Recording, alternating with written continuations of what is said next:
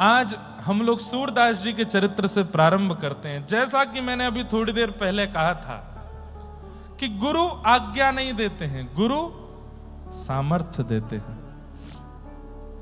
ऐसे से सूरदास जी महाराज जिनको श्रीमद वल्लभाचार्य जी महाराज ने ऐसी सामर्थ्य प्रदान की कि बिना नेत्र के होते हुए भी ठाकुर जी का अनुभव वे करते थे, ठाकुर जी का दर्शन वो करते थे। सूरदास जी का एक पद गा लीजिए और पद गाते हुए हम लोग उनके चरित्र में प्रवेश करेंगे। वृष्णीनाम प्रवरो मंत्री कृष्णस्य दयित सखा शिष्यो बृहस्पतिर साक्षात् उद्धवो बुद्धि सत्तमः। एक बात निश्चित है,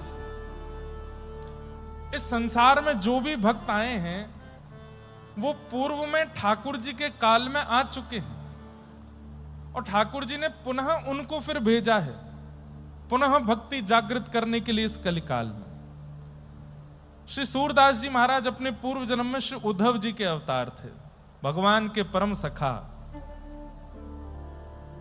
वृष्णी नाम प्रवरो मंत्री कृष्णस्य दयित सखा शिष्यो बृहस्पतिर साक्षात् उद्धवो बुद्धि सत्तम। श्री उद्धव जी महाराज वही श्री सूरदास जी के रूप में प्रकट हुए हैं। इसके पीछे दो कथाएं आती हैं कि एक कथा तो यह है कि जब उद्धव जी महाराज व्रजमंडल गए और गोपियों से जो प्रेम सुनकर के आए हैं, वह प्रेम सुनने के बाद, सब लोग इधर देखो, ध्यान से सुनिए, ये चरित्र जो अब कहने जा रहे हैं हम 8 सखाओं के, ये आपको करोड़ों में भी नहीं मिलेंगे जो दत्त धाम में मिल रहे हैं। कहने का अभिप्राय ये कि ये बंबई में होंगे तो इतने रस में नहीं होंगे, ये और किसी शहर में होगा इतना रस में नहीं होगा, ये दत्त धाम में होगा तो मुझे निश्चित है कि इसमें कुछ ना कुछ ऐसा जरूर प्राप्त होगा जो भक्ति वर्धक हो। इसलिए ध्यान से सुनिए एक एक शब्द। महाराज जी हम तो सोचते हैं पंचपदी की तरह कथा का भी एक नियम बना दें, जो इधर उधर देख रहा हो उसकी तरफ खड़े हो जाओ, कान पकड़ो थोड़ी देर कान पकड़े खड़े रहो, या फिर व्यास जी के आने के बाद जो कथा में आवे वो कान पकड़ के खड़ा रहे, कम से कम कब तक, जब तक एक श्लोक ना बोल दिया जाए। ये बहुत जल्दी बनाऊंगा महाराज जी नियम में, और ये नियम नासिक का ही नियम रहा। 3 बार कथा कर ली हमने यहाँ पे, कुछ तो लेके जाए यहाँ से, तो ये नियम लेके जाएंगे कि हम 3 की बोल के 4 बजे आए, हमारे लिए नियम नहीं है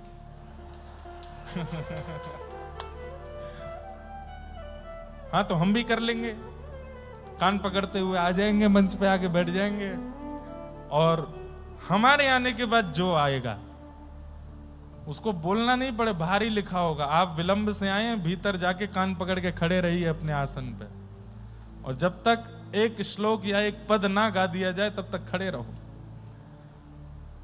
ये नियम होना चाहिए, ध्यान पूर्वक सुनिएगा। उद्धव जी महाराज जब वृंदावन गए तो व्रज गोपिकाओं का जब उन्होंने रस सुना और वह प्रेम जब देखा तो उद्धव जी को एक मीठी ईर्ष्या होने लगी कि मैं ऐसे प्रेम में क्यों नहीं हूं, ये भाव, ये स्थिति, ये रुदन, ये विरह मेरे चित्त में क्यों नहीं हो रहा है।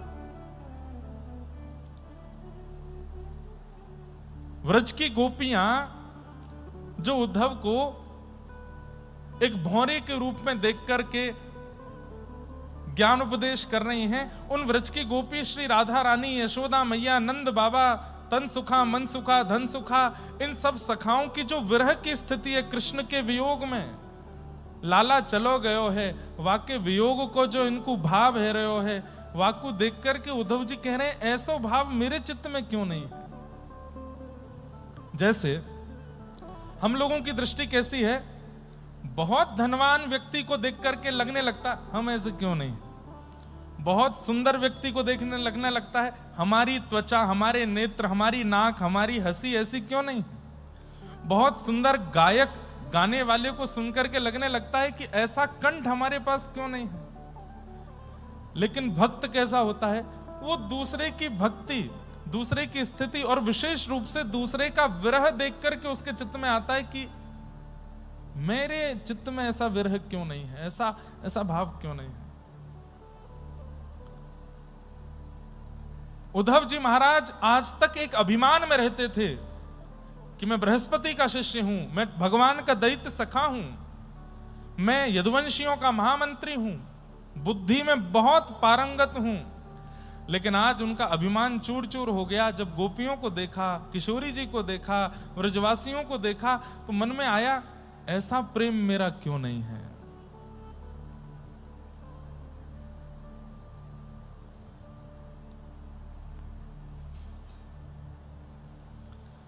ऊधो मन ना रहे 10-20, हे ऊधो मन ना रहे 10-20, एक हतो सो गयो श्याम संग, एक हतो सो गयो श्याम संग, को राधे को ईस, ऊधो मन न रहे 10-20, ऊधो मन न रहे 10-20,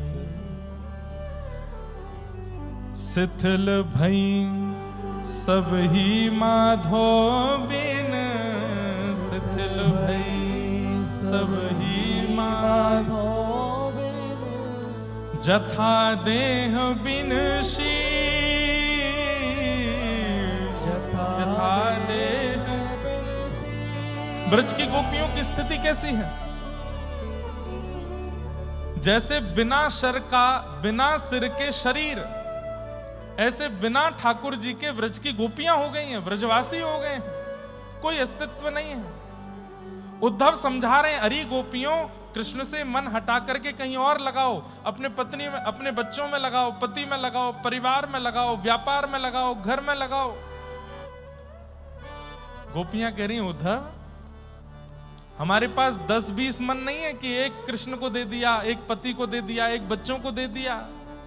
एक हतों सो, एक ही था, गयो श्याम संग, को राधे को ईश, ऊधो मन न भय 10-20। ये तो हम आप सब लोग संसार के हैं, हमारे 20 मन हैं, एक इसको दिया, एक उसको दिया, एक वहां दिया, एक इधर दिया, एक यहां दिया, एक इधर, सब जगह बांट देते हैं।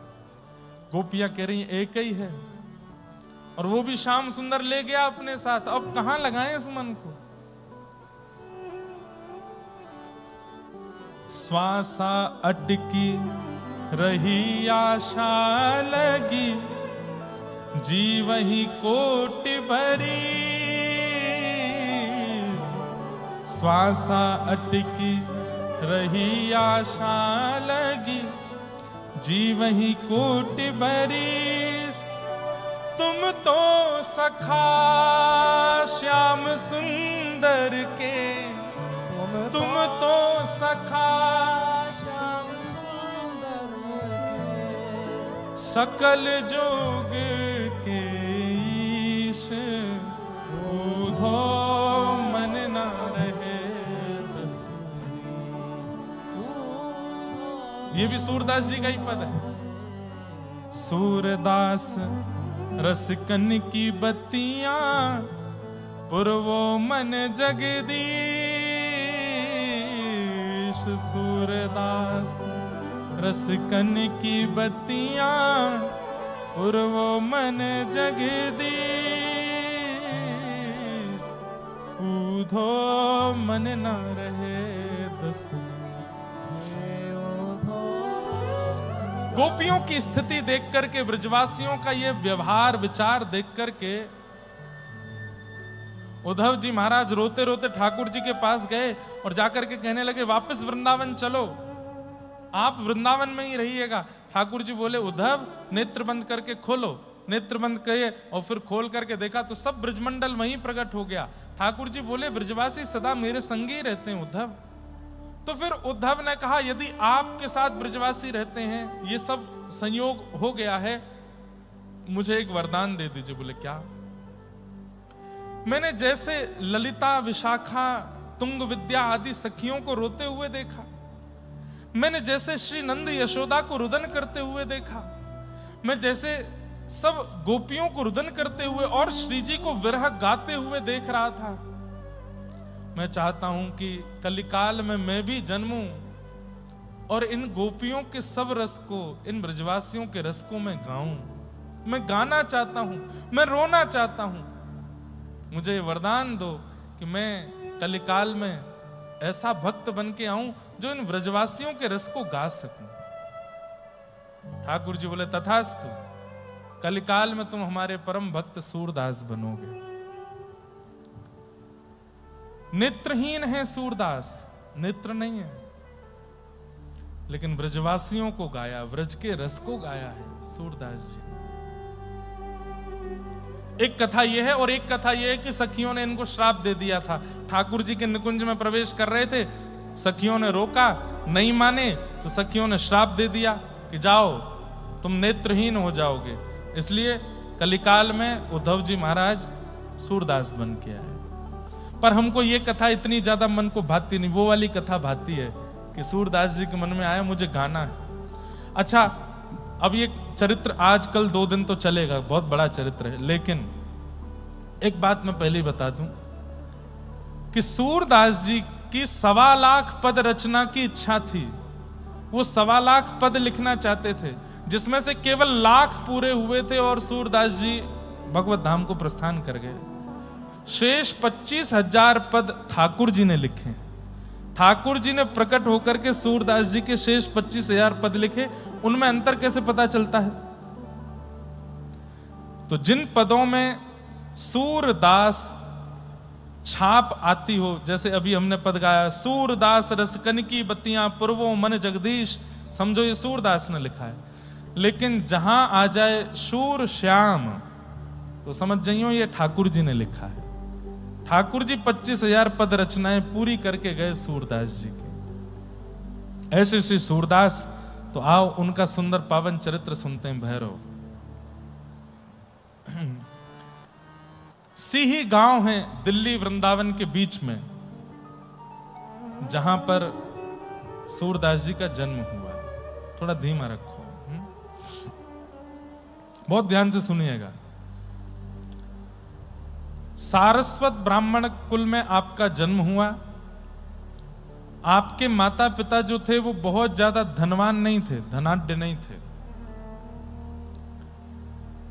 विशेष रूप से दंपतियों की इच्छा होती है कि हमारे घर ऐसा बालक जन्म ले जो कालांतर में आगे चल के धन का वर्धन करे। अब इनके माता पिता वैसे ही विचार कर रहे थे कि हे नाथ, हम लोगों के यहाँ भोजन पानी की व्यवस्था तो होती नहीं है, पत्नी जो है वो गर्भवती है, कम से कम ऐसी संतान तो हो जो कमा करके सब घर को व्यवस्थित करे। सब लोग बहुत ध्यान से सुनना है। सूरदास जी के चरित्र में एक विलक्षणता और एक थोड़ी सी आश्चर्यचकितता ये भी है, इनके माता पिता अनुकूल नहीं थे। हमारे शास्त्रों में कहा जाता है माता पिता को प्रणाम करो, वो अति श्रेष्ठ हैं, अति पवित्र हैं। हम भी अपने व्यास मंच से कहते हैं, लेकिन श्रीमद् भागवत में एक श्लोक में कहा जाता है गुरुर न शस्यात्, स्वजनो न शस्यात्, दैवम न शस्यात्। वहां कहा जाता है उसका त्याग उचित है जो भगवत मिलन में बाधा बने। अभी 21 तारीख को संभवतः आद्य गुरु शंकराचार्य जी की जयंती है। उस दिन शंकराचार्य जी का चरित्र भी सुनेंगे हम लोग। अपनी मां से आज्ञा मांगते रहे कि मुझे वन में जाने दो, मुझे अब त्याग करने दो घर का, नहीं छोड़ती थी मोह के कारण। एक बार नदी स्नान करने के लिए गए तो एक मगरमच्छ ने चरण पकड़ लिया। आकर के मां ने खूब निकालने का प्रयास किया लेकिन नहीं निकल पाए। तो उस स्थिति में मगरमच्छ पैर पकड़ा बैठा है, रक्त मंडित हो गई है नदी और मां खींच रही है। उस समय शंकराचार्य भगवान कहते हैं मां ये मुझे नहीं छोड़ेगा, आज मेरा वध कर देगा, आज मैं जीवित नहीं बचूंगा। अरे अरे मेरा बालक कैसे भी बचाओ। बोले माँ एक शर्त पे बच जाऊंगा। बोले क्या? मुझे सन्यास की आज्ञा दे दो, आज्ञा दे दो कि तू घर से जा सकता है। मैं जिस काम के लिए पृथ्वी पर आया हूं वो करने के लिए मुझे घर छोड़ना पड़ेगा। अगर आप ये आज्ञा मुझे दे देंगे तो ये मुझे छोड़ देगा। एक तरफ नदी एक तरफ खाई, नहीं तो ग्राह खींच रहा है, और यदि ग्राह छोड़ भी दे तो ये घर से चला जाएगा। किसी भी रूप में मेरे पास तो रहना नहीं, लेकिन कम से कम ये तो रहे कि मेरा पुत्र है, कहीं बैठा है, मैं इसी में ही प्रसन्न रहूंगी। ठीक है, मैं आज्ञा देती हूं, वचन देती हूं, तू सन्यास ले लेना। और जैसे ये बात कही, ग्राह ने मुख खोल करके छोड़ दिया। सब लीला थी। प्रणाम करके अपनी मां को प्रस्थान कर गए।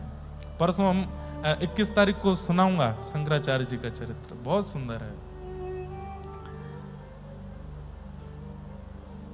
तो गरीब ब्राह्मण परिवार में सूरदास जी का जन्म हुआ। पुत्र हुआ, इस बात को सुनकर के उत्सव तो मना, लेकिन जैसे ही पता चला कि नेत्रहीन है।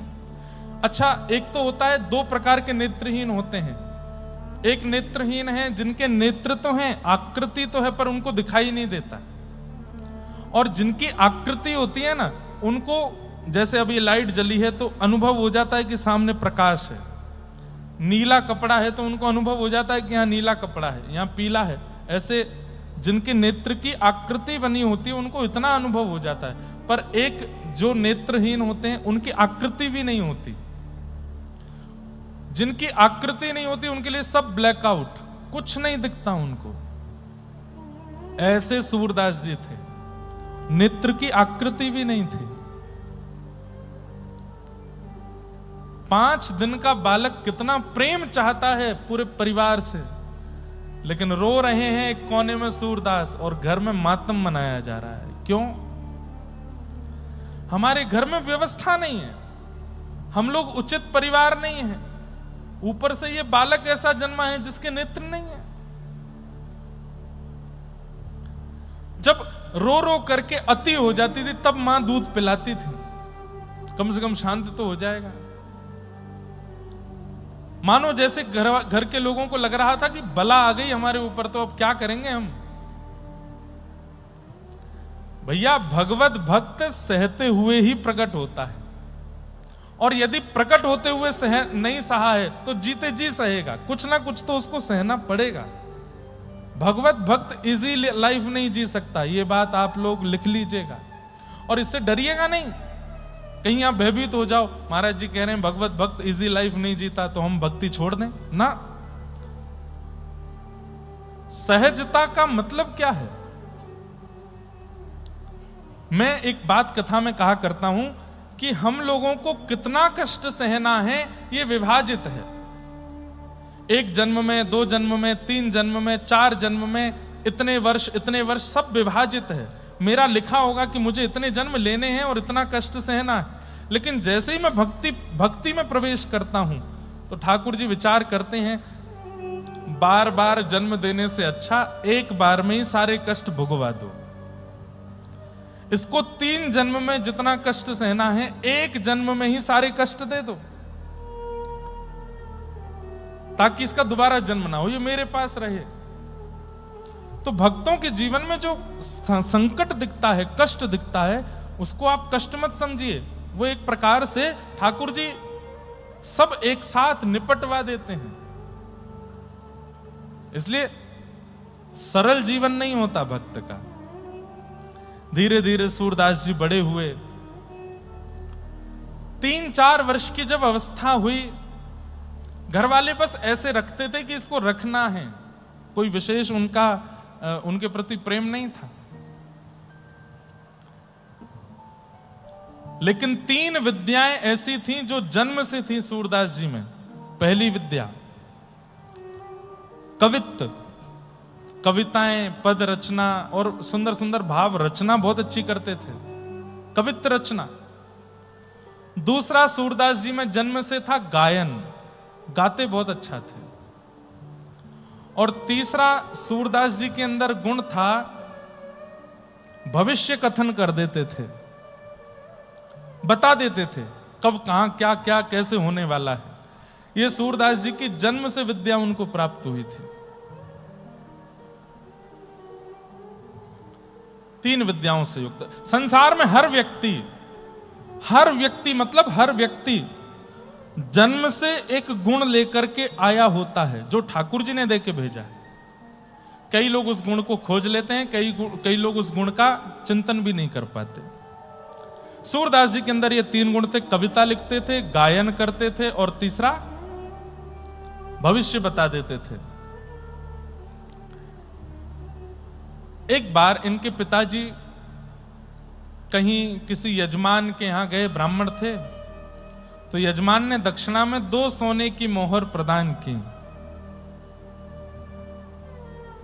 2 सोने की मोहर पाकर के पिताजी तो इतने खुश कि बस पूछो मत। अब तो घर आए नाचते हुए। पत्नी ने पूछा आज इतने प्रसन्न क्यों हो? अरे देवी देखो 2 सोने की मोहर मिली है हमको, अब 6 महीने की तो सब व्यवस्था हो गई, खूब राशन आ जाएगा, खूब बढ़िया, खूब पेट पूजा चलेगी, और ये भी इसको भी खिलाना होता है, ये भी प्रेम से रहेगा, खूब प्रेम से पवाएंगे और कोई दिक्कत नहीं है। 2 सोने की मोहर, 6 महीने तो अब कोई दिक्कत नहीं है, और 6 महीने में कोई ना कोई यजमान मिल ही जाएगा, थोड़े और पैसे दे देगा, धीरे धीरे बढ़ जाएंगे सब। पिताजी ने दोनों सोने की मोहर एक कपड़े में बांध करके एक स्थान पर रख दी। स्थान भी नहीं था, 2 ईंटों के बीच में थोड़ी जगह थी, वहां रख दी। रात्रि में सोए, अब बार बार उठ के जाके देखें सोने की मोहर रखी है ना, बोले हाँ रखी है। फिर सो जाए, फिर उठे, अरे वाह रखी है ना, बोले हाँ रखी। गहरी नींद लगी थी, इतने में ही 2 चूहे आए और पूरे घर को खगोल रहे थे। तभी वो पोटली मिली, पोटली मुंह में दबा के चूहे भाग गए वहां से। सुबह उठ करके ना कोई हाथ दर्शन किया, ना कोई सूर्य प्रणाम किया, कुछ नहीं, सीधे जाके पोटली ढूंढी 2 सोने की मोहर की। जैसी देखी तो नहीं मिली। अब तो रोने लगे, पत्नी को बुलाया, कहां गई दोनों सोने की मोहर? पत्नी ने कहा मुझे नहीं पता, यहीं रखी थी। पूरे घर में ढूंढा लेकिन कहीं नहीं मिला। सूरदास जी तो क्या ही पूछें, ये तो देख ही नहीं सकते, ये कहां लेके जाएगा। इतना रोवे कि बस परेशान बैठे हैं, सिर पर हाथ धर के सुबह से बैठे, अब क्या होगा हमारा, अब तो सब सर्वनाश हो गया। अरे हमें तो ये लगता है यही मनहूस है, जब से जन्म लिया है तब से हमारे घर की गतिविधि और खराब हो गई। 2 सोने की मोहर कल आई है, 24 घंटे नहीं उससे पहले चली गई। सूरदास जी छोटे से बोल पड़े, पिताजी, मां आप रोते क्यों हो? अरे तुझे कुछ करना थोड़ी पड़ता है, बना बनाया भोजन मिलता है, खाने पीने को सब सामग्री मिल जाती है। पिताजी मैं वो नहीं कहता, मैं बस ये कहना चाहता हूं कि हम कोई धनवान थोड़ी जन्म लेते हैं, जैसा जन्म लिया था वैसे ही रहना है जीवन भर। 2 सोने की मोहर के पीछे आप इतना रुदन क्यों कर रहे हैं? ठाकुर जी से प्रार्थना कीजिए ना, जो मंगल में होगा वो विधान होगा। नहीं माने, फिर भी रो रहे हैं, परेशान बैठे हैं। सुबह से शाम हो गई, अन्न का एक दाना नहीं बना घर में। दोनों माता पिता सिर पर हाथ धर के बैठे। सूरदास जी बोले, सुनिए, मुझे भविष्य देखना आता है और मुझे मंगल देखना आता है, तो मैं बता सकता हूं कि सोने की मोहर कहां है। लेकिन पिताजी,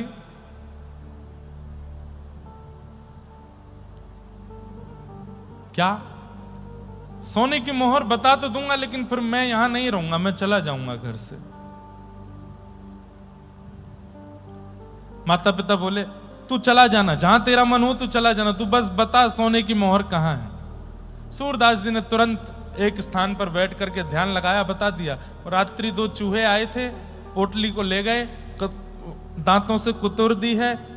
एक सोने की मोहर तो यहां से सीधे जाएंगे, तालाब के पास एक पेड़ के नीचे पड़ी है, और एक सोने की मोहर उससे भी आगे थोड़ा जाएंगे, वहां पड़ी है, आप ढूंढ लीजिए। पिताजी दौड़ करके गए, जाके देखा तो दोनों सोने की मोहर मिल गई। लेकर के घर आ गए, फिर से खुश हो गए। पत्नी से देखो मिल गई, अब इनको संभाल के रखना।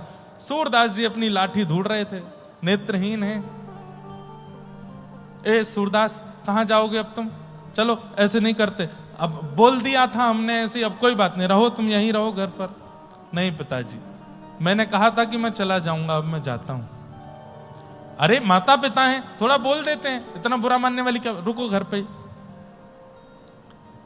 सूरदास जी बोले अच्छा मैं रुक जाऊं? बोले हाँ, लेकिन पिताजी एक बात सुनो। बोले क्या? अगर मैं रुका तो ये सोने की मोहर फिर चली जाएंगी। जैसे ही कहा कि फिर चली जाएंगी, तो माता पिता कुछ बोले नहीं, मौन हो गए दोनों। सूरदास जी ने थोड़ी देर देखा, जब कुछ नहीं बोले, मंद मंद मुस्काते हुए अपनी लाठी लेकर के निकल गए। पिताजी ने आवाज भी नहीं लगाई पीछे से, कुछ खाके तो जाओ। मां ने एक बार भी नहीं कहा कि कुछ वस्त्र तो ले जाओ। और सूरदास जी जा रहे हैं, नेत्रों से अश्रु गिर रहे हैं। और तब जीवन में पहली बार सूरदास जी ने एक पद गाया, सुनेरी मैंने निर्बल के बलराम, सुनेरी मैंने निर्बल के बलराम। अरे अरे सूरदास अपने आप को समझा रहे हैं, तू परेशान क्यों होता है? संसार में कोई अनाथ नहीं है। नाथ तू अनाथ को अनाथ कौन मोसो, मोह समान आरत नहीं, आरत हर तो। संसार में कोई अनाथ नहीं होता। जिसने शरीर दिया है, जिसने मन बुद्धि दी है, जिसने हाथ पैर दिए हैं, कान दिए हैं, जीव दी है, बस नेत्र ही तो नहीं दिए। अरे मुझे जन्म दे करके भेजा है, नेत्रहीन बना के भेजा, कोई तो कारण होगा। मैं बेवजह तो नहीं आया हूं संसार में, किसी कारण से तो भेजा होगा। और नहीं है माता पिता तो क्या हो गया? अपने माता पिता को चित्त से प्रणाम, दंडवत प्रणाम करके सूरदास जी निकल गए। और बस मन में यही भाव गाते जा रहे हैं, सुनेरी मेरे निर्बल के बलराम। मैंने तो सुना है कि वे निर्बलों के बल हैं, सबको बल देते हैं। सुनेरी मैंने निर्बल के बलराम, सुनेरी मैंने निर्बल के बलराम। गजेंद्र अपना बल लगा रहा था, तब मगरमच्छ उसके पैर को तनिक भी नहीं छोड़ रहा था, बिल्कुल नहीं निकाल पा रहा था। 10 दिनों तक खड़ा रहा सरोवर के अंदर, लेकिन वो गज अपनी रक्षा नहीं कर पाया। लेकिन जैसे ही निर्बल है बलराम पुकारो, निर्बल है बलराम, हे निर्बल है बलराम पुकारो, निर्बल है बलराम। तब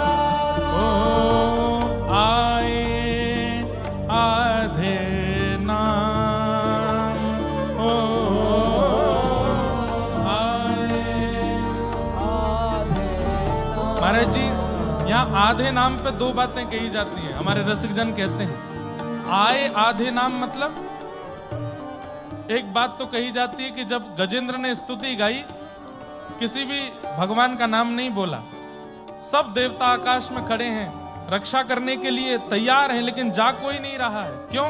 किसी का नाम नहीं बोला। तब ठाकुर जी ने गरुण जी को बुलाया और गरुण पर बैठ करके गजेंद्र की रक्षा करने के लिए जाने लगे। तो लक्ष्मी ने पूछा कहां जा रहे हैं?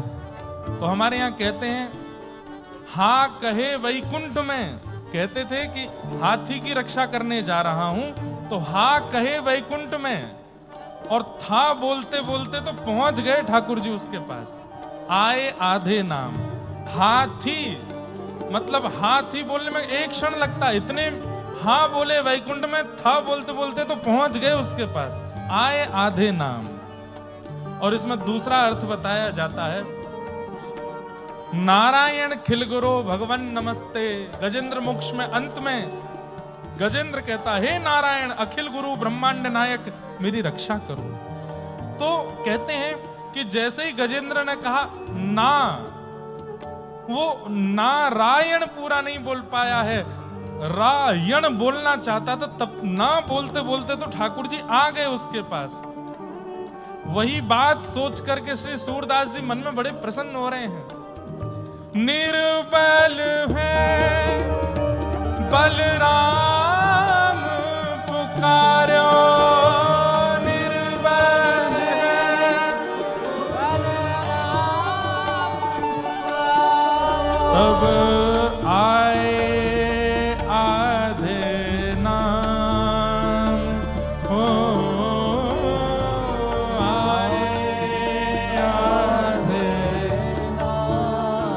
सुनेरी मैंने निर्बल के बलराम, सुनेरी मैंने निर्बल के बलराम। तीसरी बात कह रहे हैं, द्रुपद सुता निर्बल भईता दिन, द्रुपद सुता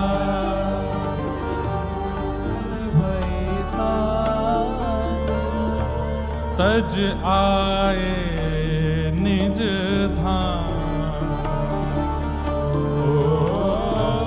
तज आए निज धाम। हे दुशासन की भुजा थकित भई, दुशासन की हे दुशासन की भुजा थकित भई, दुशासन की भुजा थकित भई, तब बसन रूप भय श्याम,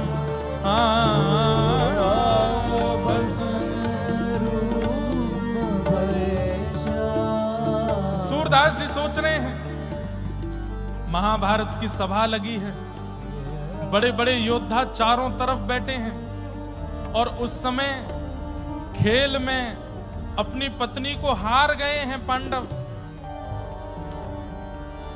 द्रौपदी जो अपने बड़ों के सामने इतनी लज्जा करती है, कभी नजर उठा के नहीं देखती, उसको उसके वस्त्र के पल्लू को खींच के उसको लाया गया सभा में।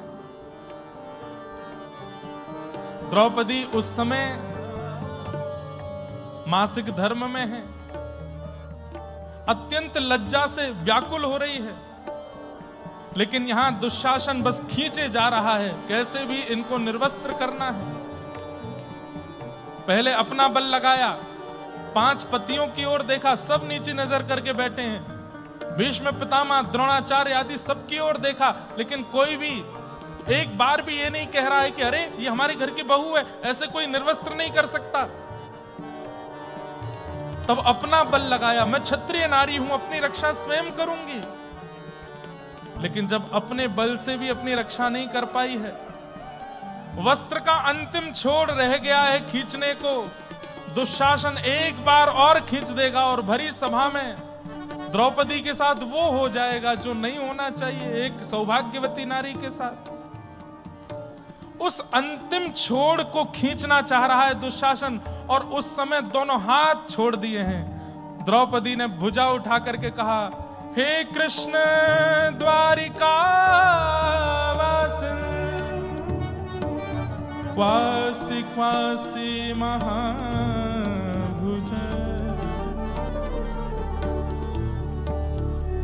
हे कृष्ण कहां हो आप? ये कौरव आपकी बहन को निर्वस्त्र कर रहे हैं, आपको नहीं दिख रहा? कौरवम प्रतिभूतम वा किम न पश्यसि केशव, क्या आपको दिखाई नहीं दे रहा है कि मेरे यहां वस्त्र हरण हो रहे हैं? अरे कल को कोई कहेगा कि भरी सभा में कौन निर्वस्त्र हुआ, द्रुपद सुता कहेंगे तो बुरा नहीं लगेगा। द्रुपद की बेटी निर्वस्त्र हुई, बुरा नहीं लगेगा। पांडवों की पत्नी निर्वस्त्र हुई, सुनने में बुरा नहीं लगेगा। लेकिन गलती से अगर किसी ने कह दिया कि कृष्ण की बहन निर्वस्त्र हुई, लाखों करोड़ों भक्तों का विश्वास उठ जाएगा नाथ आपके ऊपर से। दोनों भुजा उठा करके जब कृष्ण कृष्ण कृष्ण द्वारिका वासिन क्वासी क्वासी कहां हो नाथ मेरी रक्षा करो। उसी समय बैठे हैं द्वारिकाधीश अपनी द्वारिकापुरी में और ये सब क्रिया चल रही है इंद्रप्रस्थ में। एक क्षण के लिए ठाकुर जी स्तब्ध हो गए और उसी समय अंतर्ध्यान होकर के पहुंच गए हैं। और उस भरी सभा में जैसे ही जाकर के देखा, बस अंतिम छोड़ खींच ही रहा है, निर्वस्त्र होने वाली है द्रुपद सुता। उसी समय वस्त्र रूप धारण करके ठाकुर जी प्रकट हो गए। खींचत खींचत खींचत दो भुज हारे, खींचते खींचते दुशासन की दोनों भुजाएं हार गई। वशन रूप भय साम, वस्त्र बन करके आ गए। द्रुपद सुता को वहां पर निर्लज्जता का अनुभव नहीं करने दिया श्याम सुंदर ने। कितने कृपालु हैं, कितने दयालु हैं। आज सूरदास जी कह रहे हैं मेरे माता पिता ने मुझे छोड़ दिया। द्रुपद सुता निर्बल भयता दिन, द्रुपद सुता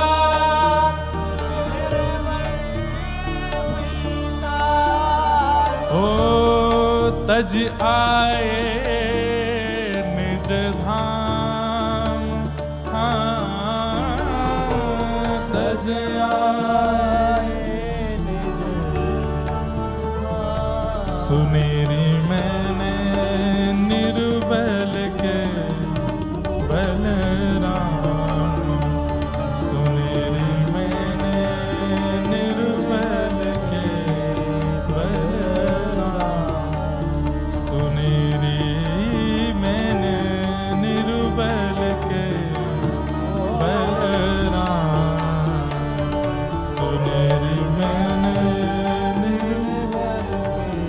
और अंतिम पंक्ति में सूरदास जी कहते हैं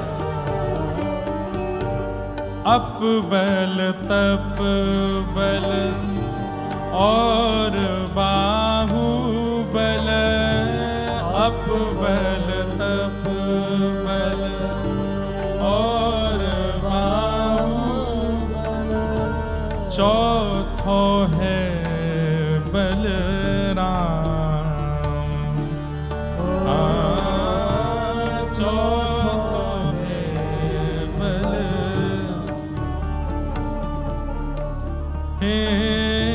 सूर किशोर कृपा से सब बल, सूर किशोर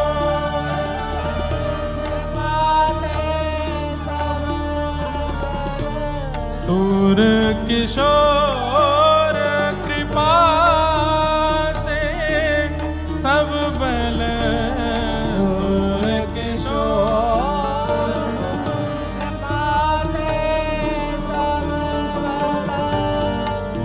हारे को हरि नाम,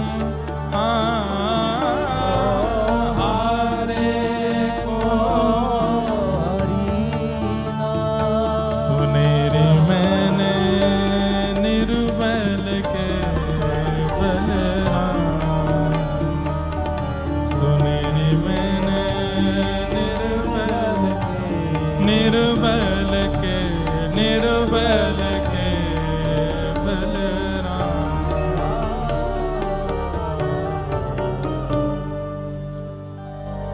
सूर किशोर कृपाते सब बल हारे को हरि नाम। केवल हरि नाम ही है जो दुखियों को, जो पीड़ितों को, जो हारे हुओं को बचा सकता है और कोई बल उस समय काम नहीं आता है। और हरि नाम कहते कहते श्री सूरदास जी अपनी लाठी लेकर के 6 वर्ष की अवस्था में घर से निकल गए और चलते चलते चलते चलते आप दूसरे गांव में पहुंचे। वहां जाकर के रात्रि हो गई, एक पेड़ के नीचे रहे। तभी वहां एक जमींदार, आज की डेट में कहें तो बहुत धनवान प्रॉपर्टी डीलर टाइप कोई व्यक्ति, बड़ा दुखी हारा वहीं से निकल रहा था। सूरदास जी महाराज बैठे थे। छोटे से बालक के रूप में सूरदास जी को देख करके उसने कहा, आप कहां से हैं, कौन हैं? बताया, मैं वहां से हूं, ये हैं। तुम क्यों इतने दुखी हो? बोले कि मेरी 10 गैया खो गई हैं। 10 गाय थी मेरी, पता नहीं चरने गई थी, लौट के नहीं आई हैं। हे भगवान, आप कृपा करके अगर कुछ अनुग्रह कर दें, क्योंकि आप नेत्रहीन है, पर ध्यान में बैठे थे तो मुझे लग रहा था कि भाई साधु महात्मा जानते हैं, बताना, आप बता दीजिए मेरी गैया कहाँ होगी। आप यदि बता देंगे तो उनमें से 5 गाय मैं आपको दे दूंगा। सूरदास जी महाराज बोले, हमको गैया नहीं चाहिए, लेकिन हम बता देते हैं, पास के एक गांव में एक घुड़साल है, वहां तुम्हारी 10 गैया हैं, जाओ ले आओ। गए, दौड़ करके देखा तो वहां घुड़साल में 10 गैया लेकर के आए। तो उस जमींदार ने कहा कि भाई ये तो बहुत अच्छे महात्मा हैं। उसने कहा, भगवान आप गैया तो ले नहीं रहे, पर कुछ कृपा कर दो मुझ पर। बोले, क्या कृपा करें?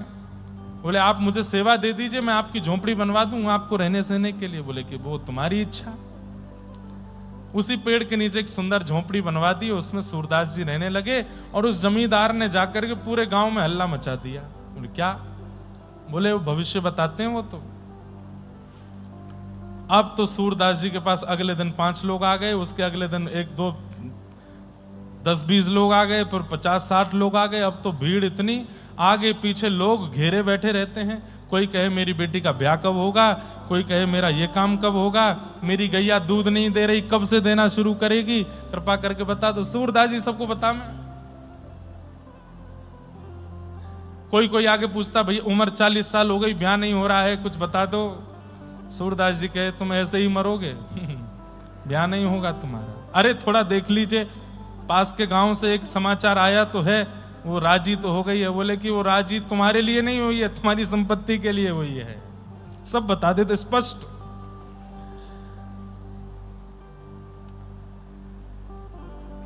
उनमें से कईयों ने तो सूरदास जी को गुरु मान लिया, वो यही हमारे गुरु जी हैं, सब जानते हैं, सब बता देते हैं। लेकिन सूरदास जी की रुचि उसमें कम थी। वो एक समय पर बैठ के जब सत्संग करते थे, उसमें उनको बड़ा आनंद आता था। और सूरदास जी अपने प्रारंभिक समय में दीनता के पद ज्यादा गाते थे। ठाकुर जी परब्रह्म में हम सब दीन हैं, हम सब सेवक हैं, हम सब उनके दास हैं, ऐसे पद उन्होंने ज्यादा गाए। लेकिन 18 वर्ष की अवस्था हो गई। एक दिन बैठे थे और अचानक से पता नहीं क्यों रात्रि में अपनी कुटिया के बाहर निकल के देखा तो जहां तक देखें लोग बाग, भीड़ ही भीड़, और सब ऐसे ही सो रहे हैं। किसी को गद्दा नहीं मिला तो ऐसे ही सो गए। छोटे छोटे बच्चे रो रहे हैं, उनको कम अपने हृदय से लगा के माताएं सो रही। किस लिए? सुबह 4 बजे सूरदास जी बाहर निकलेंगे, नहाने जाएंगे, तो बीच रास्ते में हम पूछ लेंगे हमारा ये काम कैसे बनेगा, तो चलते फिरते भी बता देते थे। सूरदास जी बोले, इनमें से एक भी भक्ति युक्त होने के लिए, ज्ञान युक्त होने के लिए नहीं आया है, सब चमत्कार के पीछे आए हैं। तो सूरदास जी बोले, सुबह होने दो। सुबह हुई, जैसे ही ब्रह्म मुहूर्त हुआ, सूरदास जी कुटिया के बाहर आके बैठे। हजारों लाखों लोग चारों ओर सब जय जयकार कर रहे हैं, सूरदास जी की जय हो, सूरदास जी की जय हो। पहले उनको सूरदास ने सूर स्वामी कहा जाता है, सूर स्वामी की जय हो। सूरदास जी बोले, सब लोग शांति रखो, हम एक घोषणा करने वाले हैं, सब लोग ध्यान से सुनना।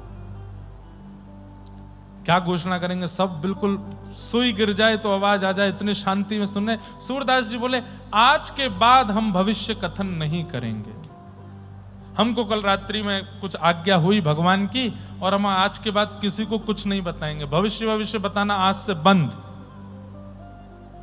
सब एक दूसरे, तो फिर क्या करोगे? बोले, यहां बैठ के भजन करेंगे और शाम को 1 घंटा प्रवचन करेंगे, जिसको आना है आओ। 10 लोग भी नहीं रहे, सब चले गए। जितने थे सब वहां से लौट के चले गए। 10 वो लोग रुक गए जिनको सूरदास जी के प्रवचन में आस्था थी, और लाखों लोग वो चले गए जो केवल चमत्कार के लिए रुके हुए थे। सूरदास जी प्रसन्न हो गए, बोले बस जितना कम सामान रहेगा उतना सफर आसान रहेगा। बढ़िया है जीवन के इस सफर में जितनी कम बोझ लेकर के चलेंगे बढ़िया। ये क्या चमत्कार का हमने अपने ऊपर ले रखा था, छोड़ छाड़ दिया सब, नहीं बताएंगे। अब 10 ही लोग रह गए। सूरदास जी बोले ये है संसार की वास्तविकता। आप काम के हो तो आपके पीछे सब हैं, और आप किसी काम के नहीं हो तो कोई नहीं है। 10 लोग बचे। सूरदास जी बोले भैया तुमको चमत्कार से किंचित भी अगर लोभ हो तो पहले ही बता दो। बोले कुछ नहीं है महाराज। बोले तो चलो हमारे साथ, और निकल पड़े महाराज। चलते चलते पहुंच गए श्री गौ घाट यमुना जी के तट पर मथुरा। व्रजमंडल में आ गए। वहां रहकर के अब सूरदास जी केवल पद गाते हैं और भगवान का सत्संग करते हैं। 10-15 साल ऐसे ही निकल गए। अब एक बहुत ध्यान से सुनने वाली बातें हैं। बहुत छोटे छोटे प्रसंग में बहुत कुछ अनुभूतियां होती। सूरदास जी की अवस्था लगभग 35 वर्ष की हो गई, लेकिन आज सूरदास जी के मन में आया कि मेरे अंदर भक्ति तो आ गई, मेरे अंदर भजन तो आ गया, ज्ञान तो आ गया, प्रेम नहीं आया। मैंने सुना है कि यहां बैठ करके लोग कथा सुनते हैं, प्रवचन सुनते हैं, नेत्र सजल हो जाते हैं, उनके नेत्रों से अश्रु गिरने लगता है। मेरी ये अवस्था तो अभी तक नहीं बनी। क्यों नहीं बनी? गुरु नहीं आए मेरे जीवन में, मेरे जीवन में गुरु नहीं आए। एक बात कहें बंधुओं, बहुत कम अवस्था में गुरु मिल जाएं ऐसी भावना मत रखिए। प्रारंभिक भजन केवल इसलिए कीजिए कि मुझे गुरु मिल जाएं, और गुरु मिलने के बाद जो भजन होगा वो ठाकुर जी की प्राप्ति के लिए होगा। प्रारंभिक भजन तो गुरु प्राप्ति के लिए हो। अभी जो भजन चल रहा है वो किस लिए हो कि मुझे मेरे जीवन के गुरु मिले। पहले भजन से गुरु मिले, गुरु मिलने के बाद गोविंद मिले। 35 वर्ष बाद आज सूरदास जी विचलित हो गए और मन में सोचने लगे मेरे गुरु नहीं है। मेरे गुरु कौन है? मेरे आचार्य कौन होंगे? मेरे नाथ कौन है? मेरे स्वामी कौन है? यमुना जी से प्रार्थना करने लगे, व्रज से प्रार्थना करने लगे, रजरानी से प्रार्थना करने लगे, मेरे जीवन के सदगुरु भेजिए मेरे पास।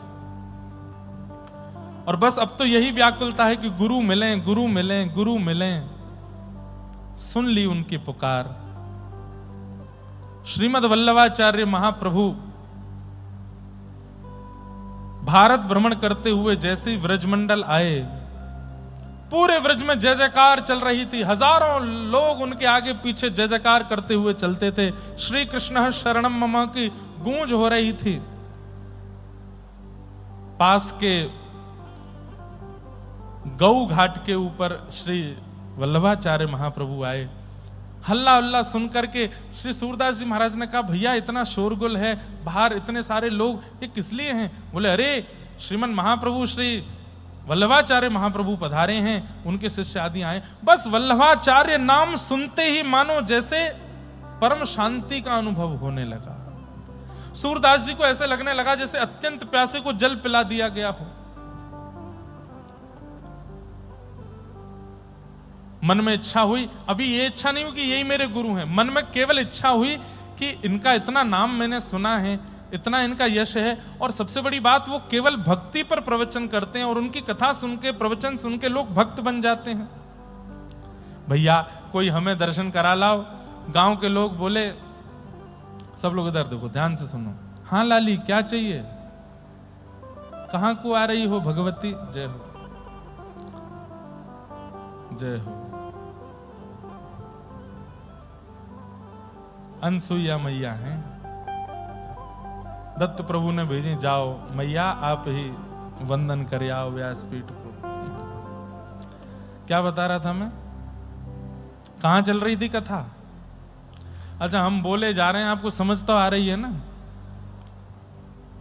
सबको हिंदी समझ आती है ना? यहाँ पे 2 बार कथा कर चुके हैं हम पहले भी, हमको पता है। लेकिन फिर भी कई लोग ऐसे हैं जो मराठी ही बोलते हैं या संस्कृत ही बोलते हैं। सबको हिंदी समझ आ रही? हाथ ऊपर करके एक बार बता दो। हाँ ठीक है ठीक है। बस मास कथा में हम रोज परीक्षा लेते थे, रोज लोग लिख लिख करके लाते थे 24 गुरुओं के ऊपर। इस बार भी महाराज जी से आज्ञा लेके कुछ परीक्षा जैसी करते हैं, और पूछने पे जो उत्तर नहीं देगा उसको कान पकड़ के खड़ा होना पड़ेगा थोड़ी देर, ठीक है। कथा में प्रारंभ के 10 मिनट केवल प्रश्नोत्तर करेंगे, ठीक है, और रैंडमली ऐसे उठा के, हाँ भाई तुम उठो बताओ, ध्यान से सुनना कल कहीं आपका नंबर नहीं आ जाए। भाई कभी कभी ऐसे ही सुनानी पड़ती है कथाएं ताकि भक्ति चित्त में आवे, ध्यान से सुनो। तो सूरदास जी महाराज किसी से बोले, भैया वल्लभाचार्य जी आए, गौ घाट पे बैठे, हमें दर्शन करा लाओ। तो गांव का कोई व्यक्ति बोला, अरे आपको दिखता तो है नहीं, लाठी पकड़ के चलते हो, इतनी भीड़ भाड़ है वहां पर। और वैसे भी सूरदास जी बुरा मत मानियो, ब्रजभाषी तो ब्रजभाषा ऐसे ही बोल देते हैं, ब्रजवासी लोग ऐसे ही बोल देते हैं। बोले आपको दिखाई तो देवे ना है, कहा देखोगे वल्लभाचार्य जी में, आंखन के आगे कछु दिखे तो है ना है। जैसी स्थिति यहाँ कुटिया में वैसी माए व्यवहारी है, दिखना तो कछु है ना, यहीं बैठे रहो। तो सूरदास जी के नेत्र सजल हो गए, अरे पागल, मैं उनको नहीं देख पाऊंगा पर वो तो मुझे देख लेंगे ना, वो तो मुझे देख लेंगे, उनकी दृष्टि तो एक बार मुझ पे पड़ जाएगी, और उनकी दृष्टि पड़ गई, गुरु दृष्टि पड़ गई, यही तो हम चाहिए, चल ले चल मोकू। और सूरदास जी लिए लाठी हाथ में चले गए वल्लभाचार्य महाप्रभु का दर्शन करने। बंधुओं, वल्लभाचार्य जी कौन है? भगवान के मुख के अवतार है। श्री ठाकुर जी के मुख की इच्छा हुई कि मेरा इतना वर्णन सबने किया, मैं भी तो इसको देखूं ये कैसा है। तब भगवान का मुख ही श्रीमद् वल्लभाचार्य जी के रूप में प्रकट हुआ। सोचिए, भगवान के अंग प्रत्यंगों को भी इच्छा हो जाती है कि हम भी तो अपना अनुभव करें। कितना सुंदर है भगवान का मुख, वही श्रीमद् वल्लभाचार्य जी के रूप में प्रकट हुए।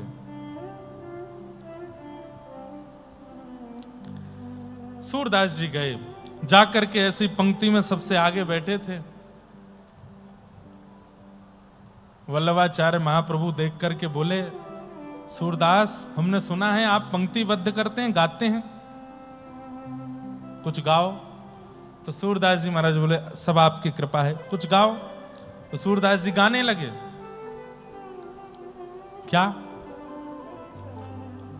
कौन कुटिल खल कामी मौसम, जो तन दियो ताहि बिसरायो, जो तन दियो। एक बात कहें बंधु, सूरदास जी के पद में एक विशेषता है, आप कहीं बैठ के गा दीजिए, ठाकुर जी सुनने अवश्य आते हैं। सूरदास जी के पद ठाकुर जी को इतने प्रिय हैं, इतने प्रिय हैं, आप कहीं भी बैठ के गाने लगिए, मैं गाता हूं तो मेरे कहीं ना कहीं के रोंगटे खड़े होते हैं, मुझे लगता है ठाकुर जी आ गए, सुनने आए। इतने प्रिय हैं सूरदास जी के पद। और अभी तो बहुत बड़ा एक चेंज आने वाला है, गुरु जीवन में आ रहे हैं ना, देखिए गुरु के आते क्या होगा सूरदास जी के साथ। अभी तक आपने सारे पद सुने, सूरदास जी ने कैसे पद गाए, क्या गा रहे हैं? जो तन दियो ताहि बिसरायो, जो तन दियो ताहि बिसरायो, ऐसो नमक हरामी मौसम, ऐसो नमक हरामी मौसम, कौन कुटिल खल कामी मौसम, कौन कुटिल खल कामी मौसम। गाने लगे, भर भर उदर विषय को धावो, भर भर उदर विषय को धावो, जैसे सूकर ग्रामी ग्रामी, जैसे सूकर ग्रामी,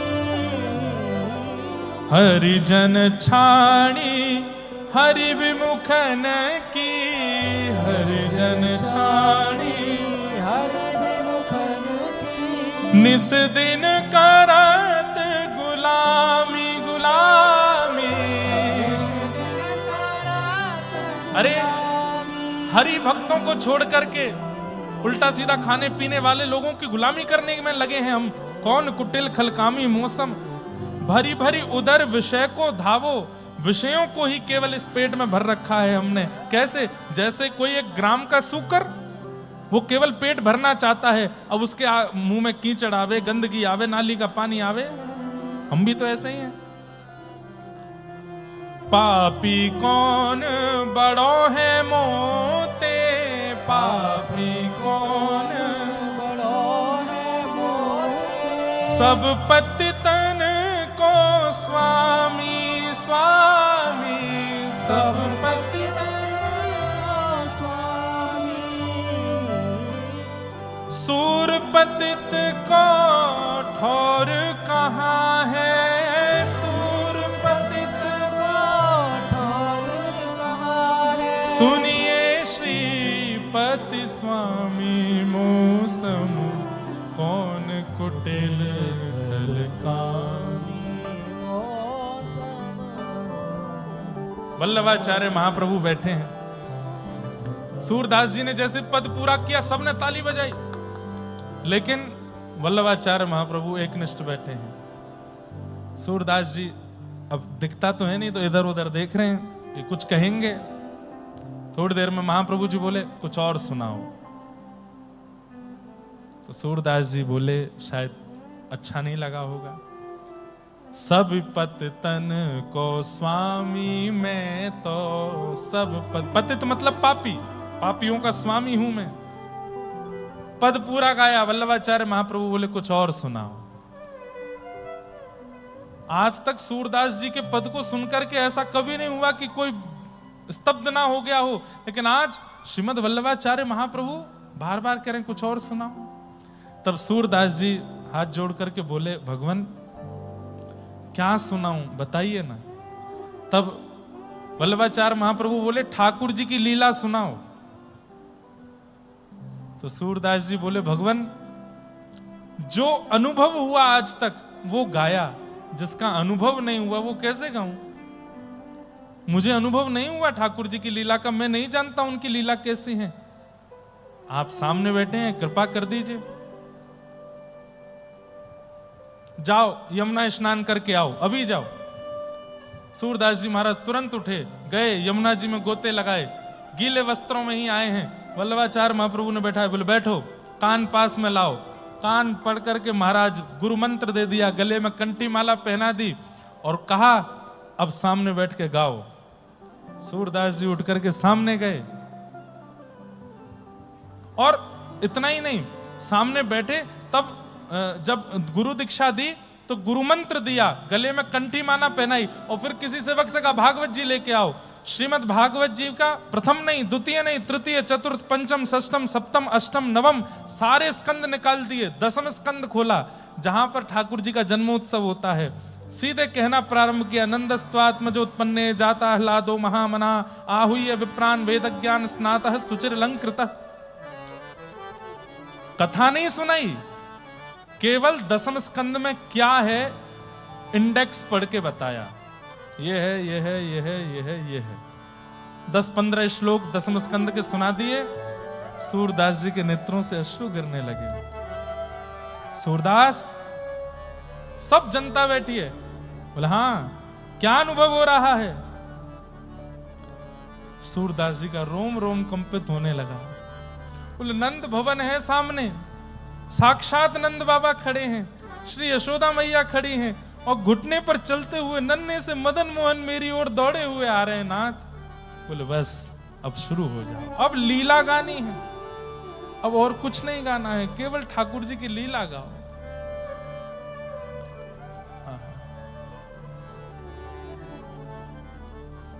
सूरदास जी महाराज अब लीला गा रहे हैं, और महाराज जी सबसे पहली लीला इतनी सुंदर गाई सूरदास जी ने। दीक्षा होते ही क्या दिख रहा है, जब गोदावरी मैया आई है अनसुईया के बाद, जय हो। क्या चाहिए है, टॉफी नहीं है यहां पर।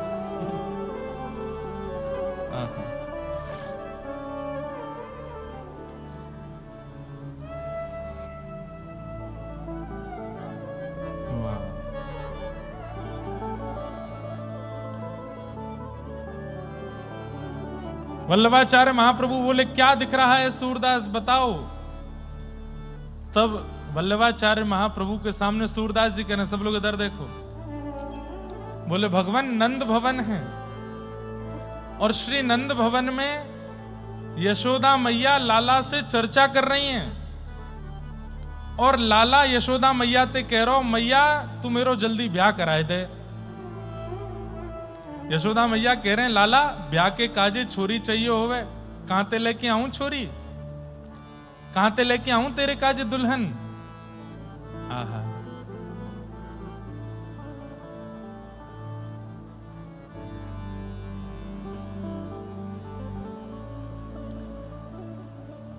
सूरदास जी कह रहे हैं कि यशोदा मैया ठाकुर जी से कह रही है कहां से लेके आऊं तेरे काजे लाली। इतने में ही द्वार पर किशोरी जी आ गए हैं और किशोरी जी आके कह रही हैं अरे ये नंद भवन है का, या नंद भवन में अंदर कान कुंवर रहवे का, अरे जे कन्हैया को घर है का। यशोदा मैया ने जैसी आवाज सुनी, अरे ये नंद भवन के द्वार थे, ये इतनी प्यारी सी भाषा में इतनी सुमधुर वाणी में कौन बोल रहा है। ठाकुर जी बोले मैया बहू आई गई तेरी, जल्दी चल। अब वल्लभाचार्य महाप्रभु भी नेत्र बंद करके बैठे हैं और सूरदास वर्णन कर रहा है। दौड़ करके यशोदा मैया जैसे ही द्वार पर गई हैं, छोटी सी किशोरी, सूरदास जी वर्णन कर रहे हैं। ठाकुर जी कह रहे हैं मैया जमुना जी पे खेलते खेलते मैं खो गयो, और मैया जब छोटो लाला खो जाए तो फिर बड़े को आके वा को हाथ पकड़ के ले जानो पड़े। तो मैया कल जब मैं जमुना जी पे खो गयो तो ये लाली आई और यहाँ ने मेरो हाथ पकड़ो और यही पकड़ के मुझको नंद भवन छोड़ के गई। मैया बोली हम्बे तू 5 बरस को और ये 4 बरस की, और जे तो को पकड़ करके लेके आई ये नंद भवन छोड़ के गई है। बोले हाँ मैया जय मुंह को छोड़ के गई है। यमुना तीर कलही में भूलो, यमुना तीर कलही में भूलो, बाह पकड़ ले आई हो, बाह पकड़ ले आई हो। हे आवत इह तो ही सकुचत है, आवत इह तो सकुचत है, मैं दे सोह बुलाई हो, मैं दे सोह बुलाई हो।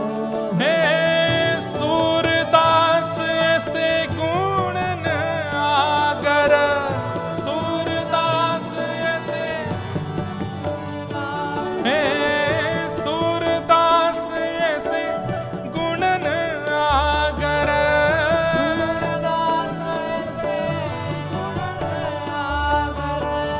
नागरी बहुत रिझाई हो, नागरी बहुत रिझाई हो। हे खेलन के मिस कुंवरी राधिका नंद भवन को आए हो, खेलन के मिस कुंवरी राधिका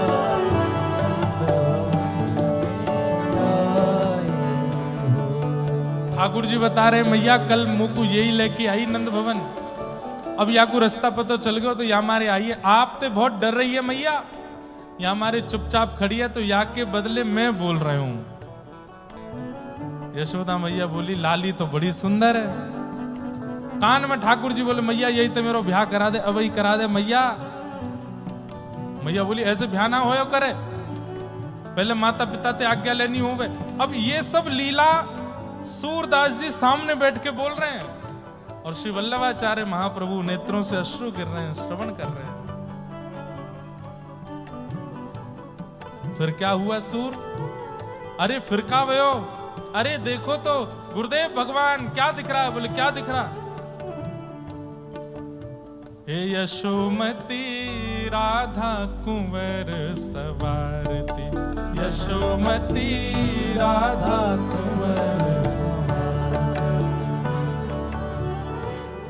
वल्लभाचार्य जी बोले ब्याह हो रहा है कि नहीं हो रहा? बोले ब्याह नहीं हो रहा है। बोले तो रोका हो रहा है, संबंध पक्का हो रहा है। किशोरी जी को गोद में बैठा करके श्री यशोदा मैया उनका श्रृंगार कर रही हैं, हाथों में चूड़ी पहना रही हैं, पैरों में महावर। हमारे उत्तर भारत में जब लड़का के लिए वधू फाइनल कर देते हैं तो उसका रोका करते हैं और दुल्हन जैसा ही श्रृंगार करते हैं उसका, दुल्हन जैसा श्रृंगार, मांग में सिंदूर, सारे आभूषण पहनाते हैं और बिल्कुल दुल्हन जैसा श्रृंगार करके अपने पुत्र के बगल में बिठा देते हैं और फिर दोनों का संबंध पक्का कर दिया जाता है। तो ऐसे ही श्री यशोदा मैया ने मांग पारी बेनीजू सवारती, गूथन सुंदर भांति, गौर भाल बिंदु बदन मनु, इंदु प्रात रचि कांति, सारी चीर नई फरिया ले अपने हाथ बनाई, आंचल सो मुख पोंछ अंग सब आप ही ले पहराई, तिल चावर बतासे मेवा दिए कुंवरी की गोद, सूरदास राधा तनु चितवत, जशुमति मन तन मोद। किशोरी जी की गोद भराई कर दी और खूब सारी सामग्री देकर के और पक्की कर दी है। श्री यशोदा जी ने संबंध पक्का कर दिया है और ये भाव सुनकर के आहा, सब ब्रजवासी आनंदित हो रहे हैं। सुनने वाले जितने भी वैष्णव वहां बैठे हैं सब सूरदास जी की जय जयकार कर रहे हैं। ये तो पहली बार ऐसा अनुभव हुआ कि दीक्षा प्राप्त होते ही, आज तक जिस कथा को नहीं सुना, आज तक जिस लीला का अनुभव नहीं किया, उस लीला का अनुभव श्री सूरदास जी महाराज को वहीं बैठे बैठे होने लगा है। बोलो सद्गुरुदेव भगवान की, श्री सूरदास जी महाराज की, श्री वल्लभाचार्य महाप्रभु की। ठाकुर जी की मधुर लीलाओं का अनुभव श्री वल्लभाचार्य महाप्रभु के कृपा से सूरदास जी को होने लगा। सूरदास जी महाराज ने अब वल्लभाचार्य महाप्रभु से कहा कि भगवान अब एक कृपा कर दो। बोले क्या? 35 वर्ष की अवस्था में आपने भगवत अनुभव कराया, अब शेष जीवन आपके साथ ही रहना है, आप अपने साथ ले चलो। और पहली बार श्री महाप्रभु वल्लभाचार्य जी, सूरदास जी और हजारों शिष्य थे, सबके सहित उनको लेकर के गोकुल आए। और गोकुल में श्री सूरदास जी ने पहली बार नवनीत प्रियालाल जी का दर्शन किया, जो आज भी नाथ द्वार में विराजमान है। श्रीनाथ जी के बिल्कुल बगल वाले मंदिर में विराजते हैं नवनीत प्रिया जी, उनका सूरदास जी ने दर्शन किया। और वहां बैठ करके फिर वल्लभाचार्य जी ने पूछा, नेत्र नहीं है? नेत्र नहीं है सूरदास जी के? वल्लभाचार्य महाप्रभु ने कहा, सामने नवनीत प्रियालाल बैठे हैं, बताओ कैसी झांकी है। अब इस संदर्भ में सूरदास जी क्या कह रहे हैं वो हम कल 3 बजे से सुनेंगे। सूरदास जी क्या सुना रहे हैं कल। बंधुओं, आज कथा प्रथम दिन थोड़ा विलंब हुआ, आप सब लोग कल 10 बजे से पूर्व एकत्रित हो जाइएगा। कल चंदन उत्सव, ठाकुर जी का चंदन यात्रा यहाँ पर मनाई जाएगी। सुंदर ठाकुर जी का अभिषेक होगा और अभिषेक के बाद फिर चंदन उत्सव हम लोग बड़े प्रेम और भाव से हम लोग मनाएंगे। आज के कथा को विश्राम की ओर ले चल रहे हैं। मनात भरली पंढरी। देखो हमारे पीछे गाने वाले जो हैं संभवतः वो मराठी नहीं गा पाएंगे, आप लोग साथ दोगे हमारो? इतने कम हाथ क्यों खड़े हुए हैं? सब लोग गाओ। हे मनात भरली पंढरी, हे मनात भरले पंढरी, मनात भरले पंढरी, आ मनात भरले पंढरी, मनात भरले पंढरी। इसका अर्थ यही है ना कि मन में भर लो पंढरी को। हिंदी में गाओ। मन में भर लो पंढरी, मन में भर लो पंढरी, हे मनात भरले पंढरी, मनात भरले पंढरी। आइन मन ते जाहे रे, जाइन मन ते माहे रे, हे जाइन मन ते माहे रे, जाइन मन ते माहे रे। हे पांडुरंगा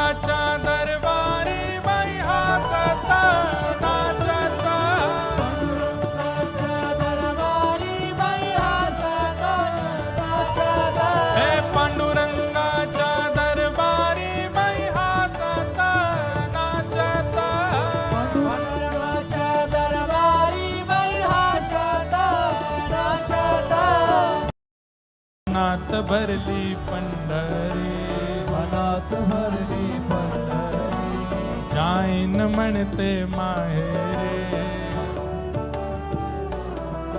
हे पांडुरंगाच्या दरबारी बाई हसत नाचत, पांडुरंगाच्या दरबारी बाई हसत नाचत, हे पांडुरंगाच्या दरबारी बाई हसत नाचत. पांडुरंगाच्या दरबारी बाई हसत पंढरीनाथ की.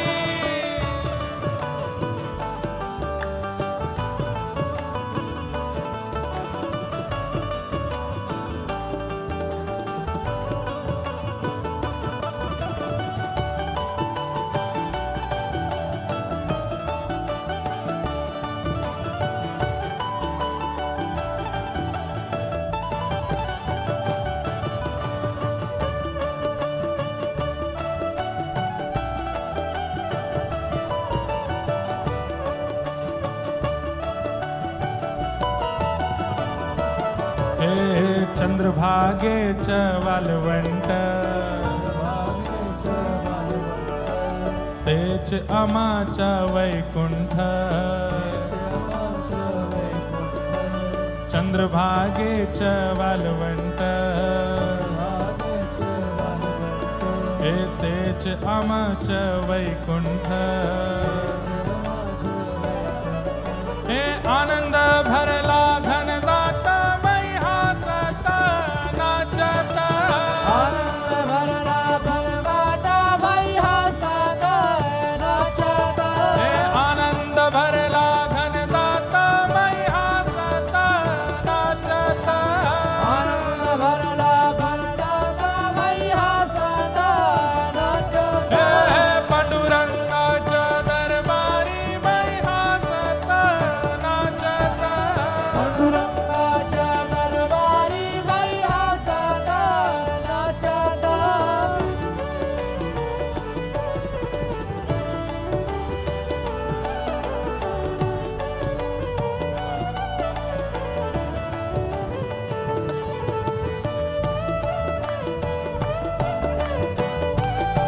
चैनल को सब्सक्राइब एवं शेयर जरूर करें।